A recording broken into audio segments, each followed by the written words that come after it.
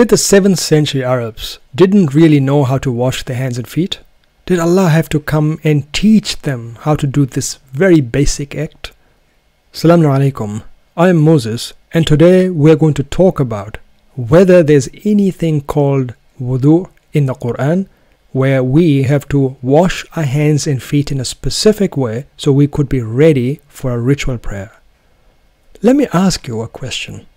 Are we really saying that the creator of all that there is and there ever will be, he in the book of guidance had to give us all forever washing instructions? How to wash your hands, how to wash your feet, when to do this washing? Do you really think this is giving Allah the due credence, the due reverence that he is due? Does this seem strange to you, or is it just me who found this really strange? Is Allah talking to the nafs of the person, the heart, the mind, the aql, or is he talking to your body? Now, it is said that before every single ritual prayer on namaz, we must do wudu. But the question is, and I'll come back to it, did Allah really say that? Did he say that in his final book of guidance, as we all hold, that we never forget how to wash our hands and feet? To set the scene, this video is part of Salat in the Quran series. The goal of this series is to examine all the ayat related to Salah and the practices that go around it. From now on in, we're going to look at that one ayah of wudu, and we'll ask a few questions before we really do a deep dive and see what all of those different terms mean in order for us to arrive at, I would say, a translation that befits the majesty of Allah and his message. The traditional translation of this ayah goes something like this. O you who believe, when you rise to pray, wash your faces and your hands and arms to the elbows, and wipe your heads and your feet to the ankles. If you had intercourse, then purify yourselves. If you are ill or traveling, or one of you returns from the toilet, or you had contact with women and couldn't find water, then use some clean sand and wipe your faces and hands with it. God does not intend to burden you, but he intends to purify you and to complete his blessing upon you, so that you may be thankful.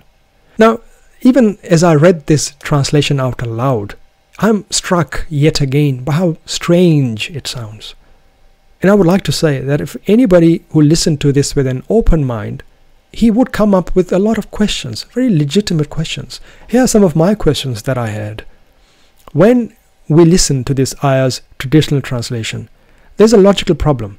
The ayah seems to be saying that whenever one rises for ritual prayer, then they must do wudu. What does that really mean? Are you doing wudu every time you stand up for prayer? Or why does the Quran not have this term called wudu? Where did that come from? And the third is a really base, vulgar type of a question that we are forced to ask because of this translation. If the ayah is talking to men and women, Ya ayyuhalladhina amanu, it is a group that comprises not just men but women as well. Remember, Allah does not talk just to the men. Quran is not just for a gender with a certain body part associated with them. Al-Quran talks to people, men and women of all intellects, of all forms, of all different cultures, etc. If men and women are being addressed in this verse, why are women being targeted as the receiver of this sexual aspect, this sexual contact? If a female is to read this ayah, my wife, your wife, if she reads this ayah, is the implication that she is also involved in sexual acts with women? إِذَا لَمَسْتُمْ النِّسَاءَ, when you touched women? Were 7th century Arabs really that dumb, with all respect to those people, that they had to be told and reminded that they had to clean up after sex? Or after they went to the toilet, they had to clean up and wash up before they could join a ritual prayer? And if that is the case, and if we were to take that and continue on, because we've now developed as a species, does that ayah, frankly speaking, no longer relevant to us? Everybody knows that when you go to the toilet or you go and do certain sexual acts, you should clean up. We all know that. We've all moved on. Hence, has that ayah lost its importance now? Let's ask another question while we're at it. Now, if the purpose of this cleanliness, this ablution, is before you can join a ritual prayer in congregation with others, what if you were by yourself? Do you really have to do all of this sort of stuff if you were to pray and you were by yourself? Why go through all this charade? And lastly, Allah in this ayah mentions something about completing his blessing, his ni'mah. What is that ni'mah? What is the blessing he's talking about?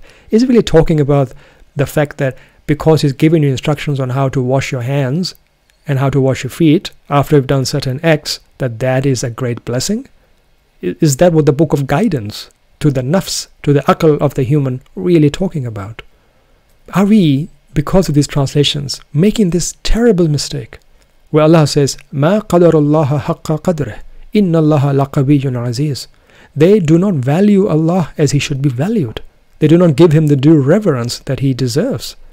And indeed Allah is strong and powerful, yet we seem to have demoted him down to a hostile master who reminds his students, his young wards, that whenever they go to the toilet and before they come for the assembly in the morning, they must wash up, they must clean, they must apply some soap, they must use a bit of deodorant, they must look presentable. What is really going on there? Let's see what Allah really says in this verse. We'll go through a series of steps. Now this is the way that I understand things, and I'm presenting to you the way my mind works. I see in this particular ayah 5-6 a logical structure. There are a series of if-then statements which are then followed by the purpose of all of these instructions. For example, in the beginning of this ayah, there's a group that's being addressed, men and women. Then there's a condition, when you do this, إِذَا قُمْتُمْ إِلَى الصَّلَاةِ. When for the as-salah you are doing aqim. Fa, then you are to do this, that act, and also those two acts. Then there's some exceptions that are being given. But if you were in this particular state, then you should do this. But if, and there's another exception, but if you were in these conditions, then you should try for that. After this, there's an action that you have to do. Afterwards, Allah is reminding you that مَا يُرِيدُ اللَّهُ لِيَجْعَلَ عَلَيْكُمْ مِنْ حَرَجٍ. He does not want to really make it a huge burden on you. But in the end, he gives you a reason. وَلَكِنْ يُرِيدُ. But that he really wants to do this and to complete his blessing. Now, this is the logical structure of this ayah, the way I've understood this. Now, from the next steps onward, we're going to break this ayah up into the relevant chunks that I think are worth talking about in order for us to come to the conclusion where we'll have a translation that I think, as I was saying before, gives reference to Allah's words. So the first term is الَّذِينَ آمَنُوا. So الَّذِينَ آمَنُوا, we traditionally always understand this as Muslims, as those who dress a certain way, who stand up for ritual prayers, who call themselves Muslims. Whether they actually follow the tenets of Islam or not is usually a different matter. I understand this to be those who have believed in Allah and then they establish the peace of Allah's system. Amanu from amn, peace.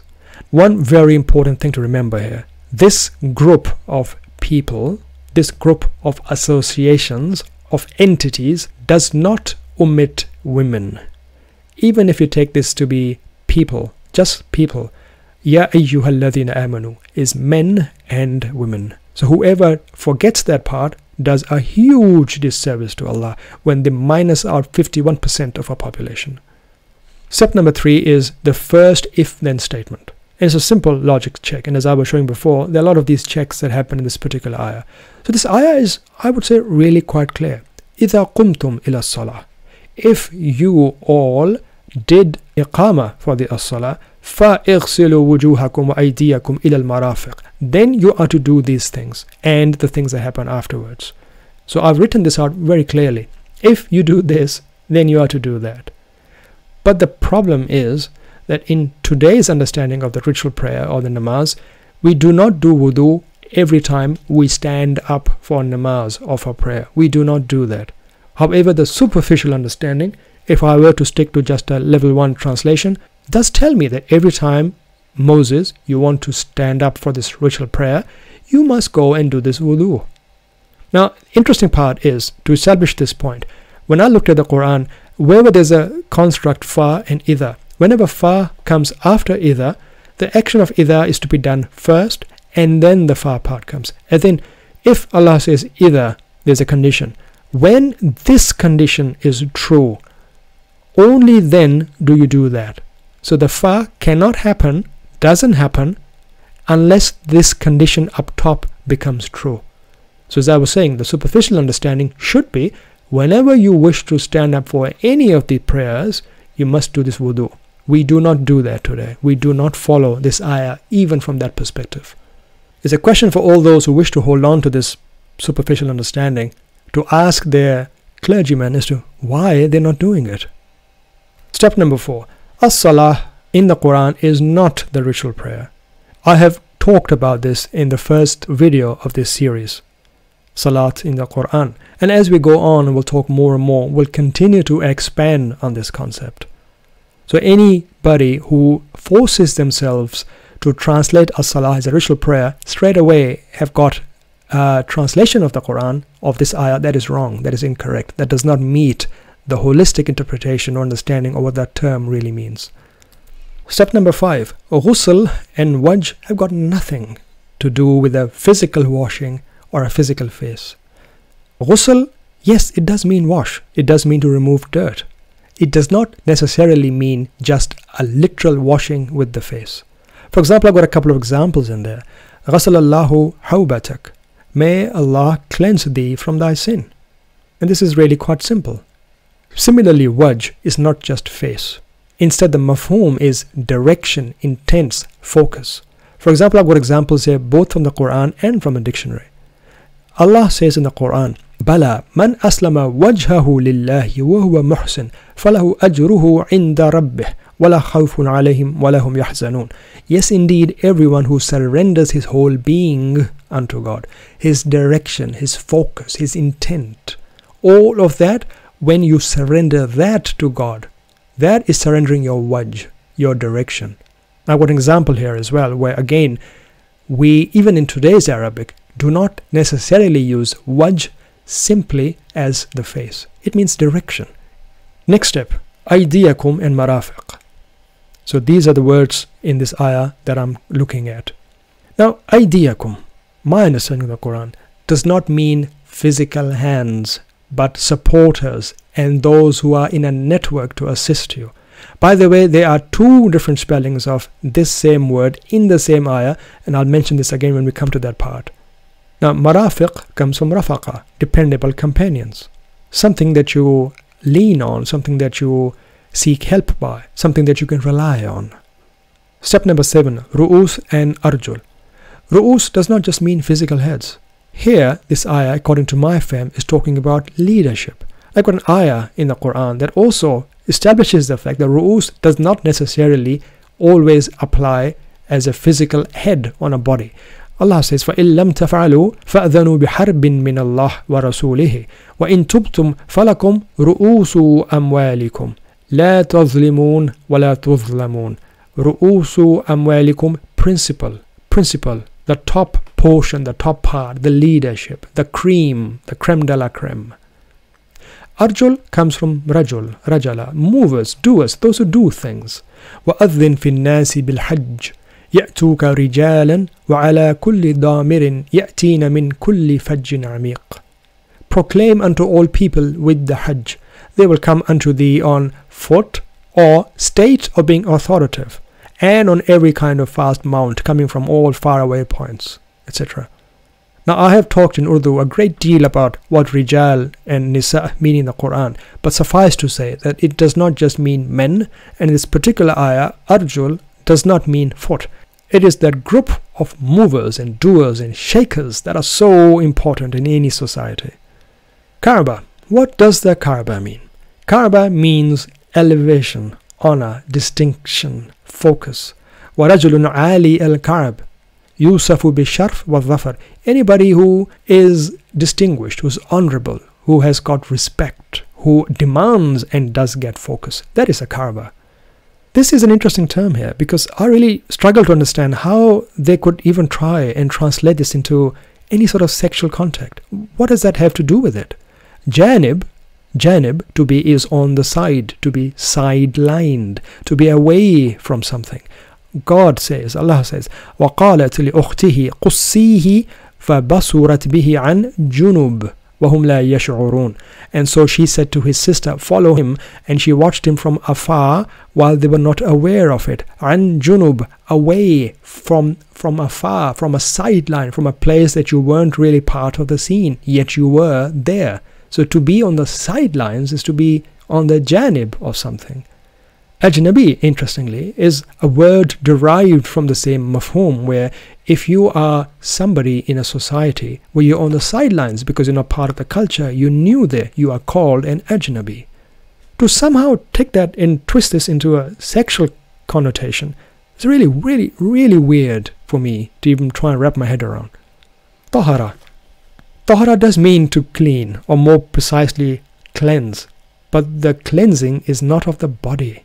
If you take away the desire to make everything to do with sex and toilets and bathrooms and men and women, then we start understanding the Quran as talking to the nafs, to the aql of the person. And all of these words and terms that we see about cleanliness do not apply to one's body, but to one's intentions, one's niyyah.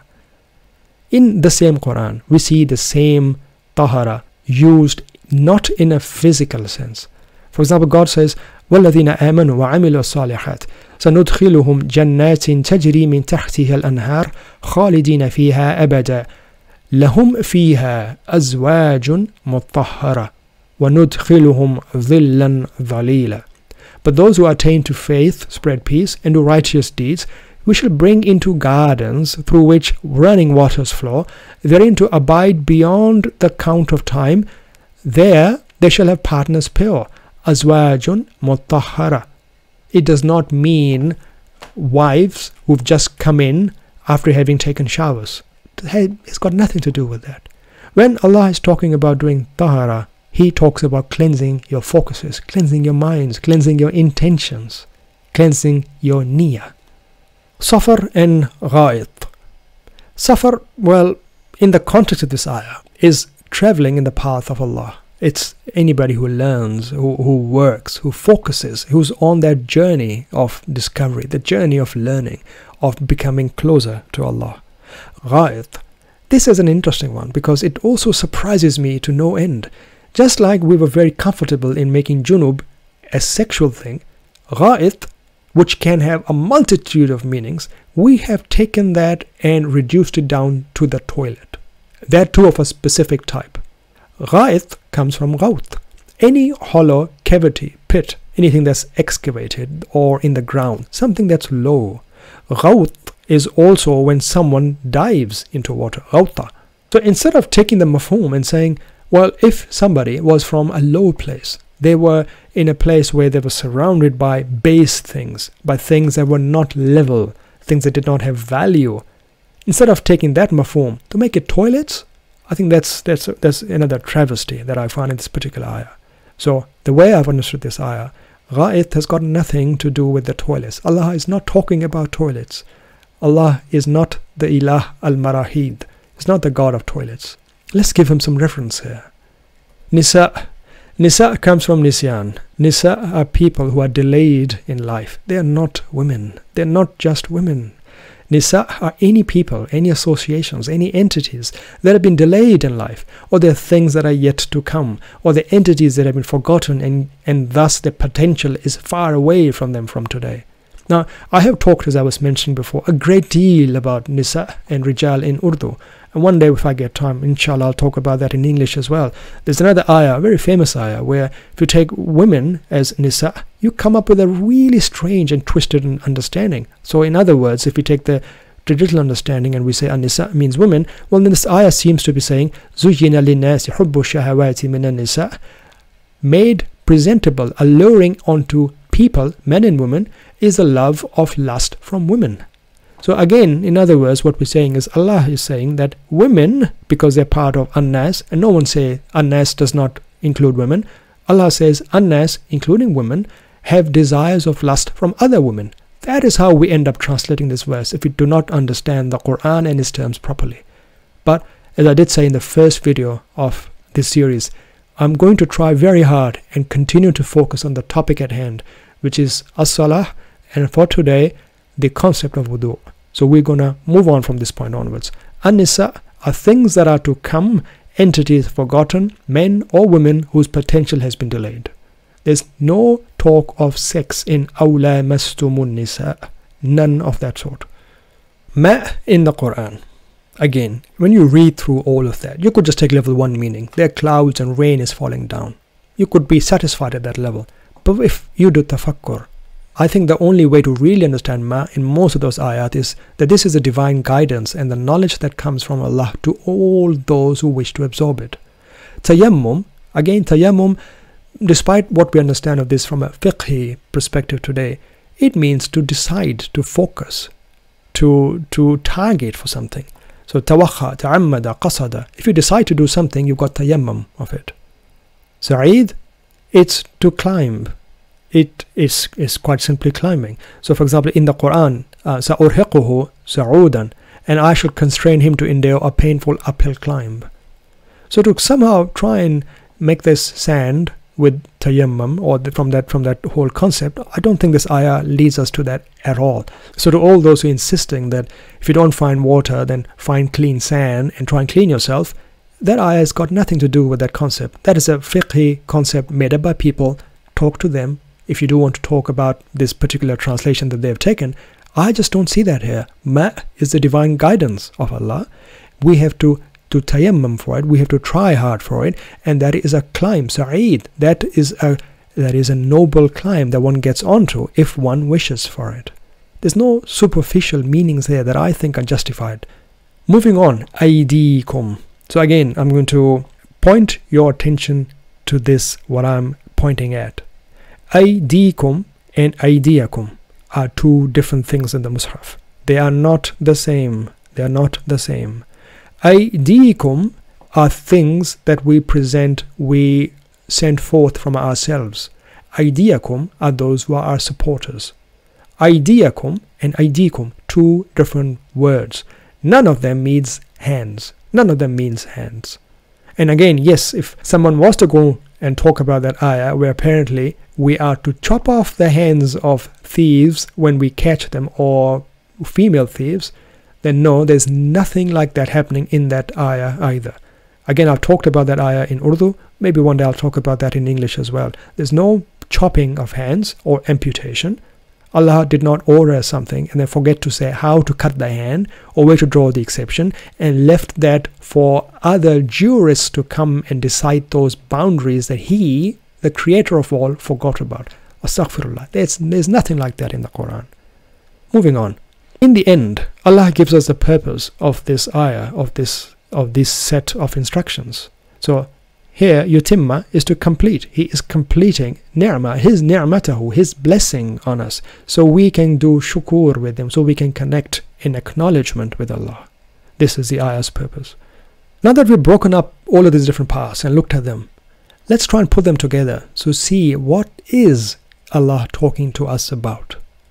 يا أيها الذين آمنوا إذا قمتم إلى الصلاة فاغسلوا وجوهكم وأيديكم إلى المرافق وامسحوا برؤوسكم وأرجلكم إلى الكعبين وإن كنتم جنبا فاطهروا وإن كنتم مرضى أو على سفر أو جاء أحد منكم من الغائط أو لامستم النساء فلم تجدوا ماء فتيمموا سعيدا طيبا فامسحوا بوجوهكم وأيديكم منه ما يريد الله ليجعل عليكم من حرج ولكن يريد ليطهركم وليتم نعمته عليكم لعلكم تشكرون. O you who have believed, maintain peace. If you decide to aqim the salah, your two-way connections done right, then purify, wash out all distracting intentions in order to truly focus. And your helpers, so they become your ardent supporters, and cleanse your leadership and those working under them, so both parties can reach their full potential. And if you have been sidelined from Allah's instructions, then wash out the impurities from your inner cores. And if you haven't yet found Allah's cleansing water, Quran, Al-Kitab, and you have been mentally weakened, that stopped you from this salah, or you have been traveling the path of Allah as in learning, or you have come from a lowly place due to bad deeds, weaknesses, or you have been involved with vain, diversionary things, then make the noble resolve to rise. Then with that noble resolve, wipe away the dirt from your focuses and your inner cores. Allah doesn't wish to make lives hard for you, but He intends to cleanse your cores and complete His blessing on you so that you all may connect to Him. Like the tradition we started in the first video of this series, I'm going to offer this proposition. Ayah 5.6, or the Ayah of the Wudu, does not talk about any ritual cleansing required before any ritual prayer. There is no wudu in the Quran. Before we wrap up, I'd like to apply this proposition and its translation of the ayah to the questions that we raised in the very beginning. Question: per this ayah, when one rises for the ritual prayer, then after that one is to do wudu. What does that mean? Answer: whenever you wish to do a salah, cleanse your niyyah, your intentions, and then focus on the task. Every time you must be focused. Question: why does the Quran not have the term wudu? Where did it come from? Answer: well, whoever made this term up, you should be asking them. It's got nothing to do with the Quran. Question: if men and women are both being addressed, why are only women being mentioned as those one does sex with? If a female was to read the verse, is the implication here that she also engages in sexual acts with women? Answer: there is no talk of any sex in this ayah. None whatsoever. We really need to remove this hawas of jinns on our eyes, from our focuses, whenever we try and engage the Quran. Question: were 7th century Arabs really that dumb that they had to be reminded to clean up after sex or going to the toilet? Answer: let's really not reduce the Quranic message down to washing bodies after our base functions. This is not what the ayah says. Question: as we've developed as a species, does that ayah still have the same importance for us as in our today's age as well? Answer: absolutely. The core of this ayah applies to one and all across ages and cultures. Question: if one is to clean up before ritual congregational prayer, can one forego this if they were praying by themselves? Answer: no matter the nature, the form of this salah, this Quranic salah, you must be sincere in it, always. You should always be focused in it. Question: what is Allah referring to when He mentions completion of His ni'mah, blessing? Knowledge, connection with the Almighty, freedom from superstition. What more did we expect? As we finish up this section, if you still have questions, do ask in the comments and I'll try and answer. Most probably, if the question cannot be easily answered, as the series progresses, we will try and cover this off as part of those other videos as well. Last ayah for today. Allah says, وَإِذَا قِيلَ لَهُمُ اتَّبِعُوا مَا أَنزَلَ اللَّهُ قَالُوا بَلْ نَتَّبِعُ مَا أَلْفَيْنَا عَلَيْهِ آبَاءَنَا أَوَلَوْ كَانَ آبَاؤُهُمْ لَا يَعْقِلُونَ شَيْئًا وَلَا يَهْتَدُونَ. And whenever it is said to them, follow what Allah has revealed, i.e. the Quran, they say, we will follow what we found our ancestors doing, even if their ancestors understood nothing and were not guided. I hope we are not part of this group. Until the next time, Salamun Alaikum.